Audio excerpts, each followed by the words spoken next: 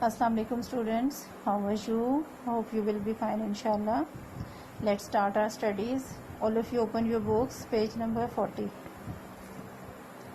Students, as you know, we were reading chapter number 10 and we have completed the reading and explanation of chapter number 10.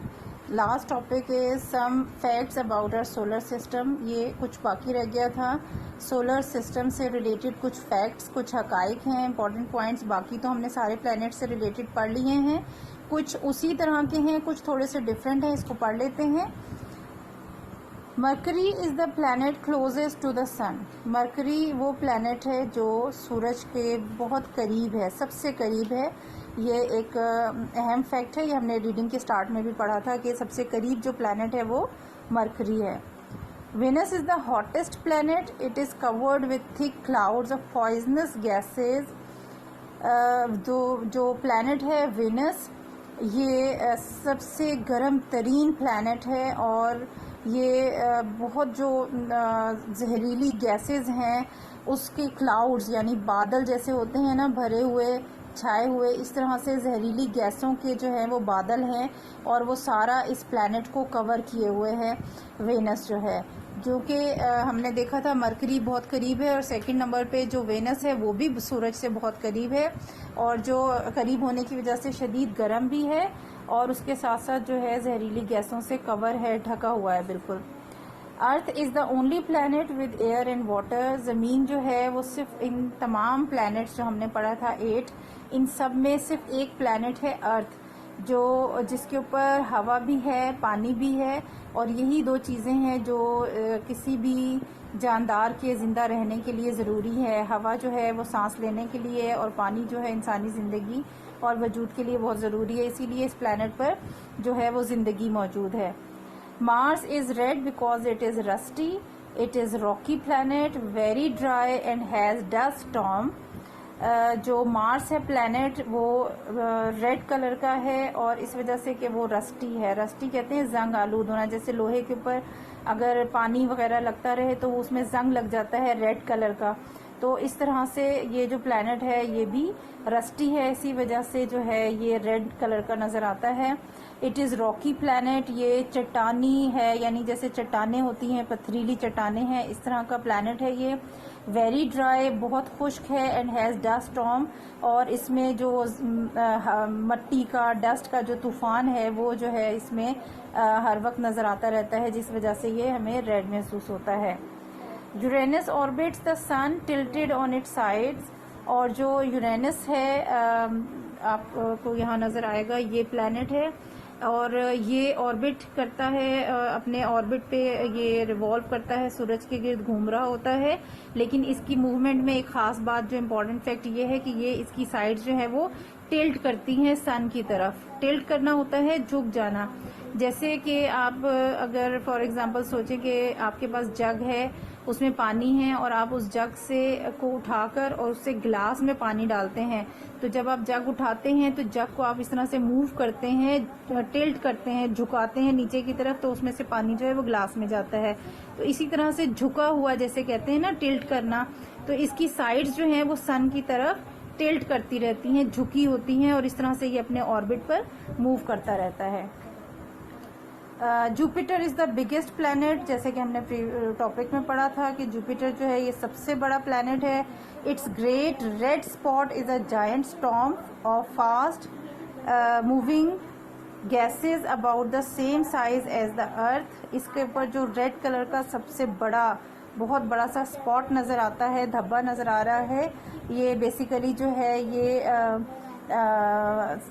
Gases हैं जो move कर रही हैं, gases का तूफान है. ये आपको प्लैनेट देखते हैं हम, जुपिटर, ये देखें, और ये जो रेड स्पॉट नज़र आ रहा है, रेड कलर का धब्बा, जायंट स्पॉट, क्योंकि ये सबसे बड़ा है और ये बिल्कुल इसका साइज ऐसे जैसे कि हमारा प्लैनेट अर्थ है. ये इतना बड़ा इसके ऊपर स्पॉट है.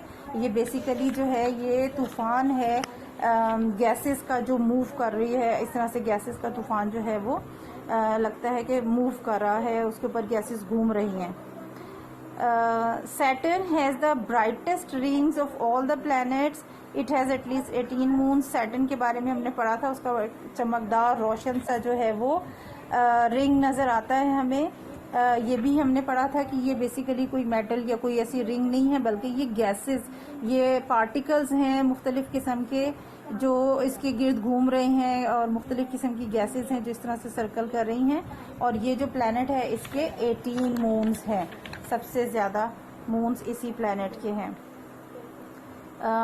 Saturn, Jupiter, Uranus and Neptune are giant planets and are all made of gas and liquid। ये जो 4 planets हैं, Saturn, Jupiter, Uranus and Neptune, ये giant planet है, यानी huge, बहुत बड़े बड़े planets हैं ये, और ये सब के सब जो है गैस और liquid से बने हुए हैं।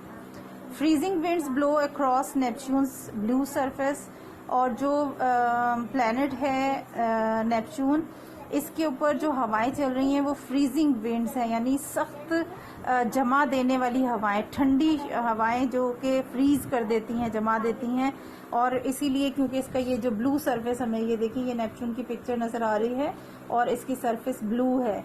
ब्लू बेसिकली इसकी ठंडक को जाहिर कर रहा है, इसका कलर जो है, और इतनी शदीद ठंडी हवाएं हैं। और इसकी वजह देखिए इसलिए है कि ये जो है ये सन से बहुत फासले पर है, ठीक है।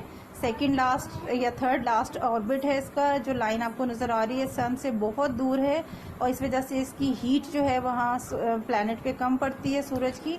इसी वजह से है कि यहाँ पर ये फ्रीजिंग विंड्स जो हैं वो इसके गिर्द घूम रही हैं, शदीद ठंडी हवाएं हैं जो फ्रीज कर देती हैं।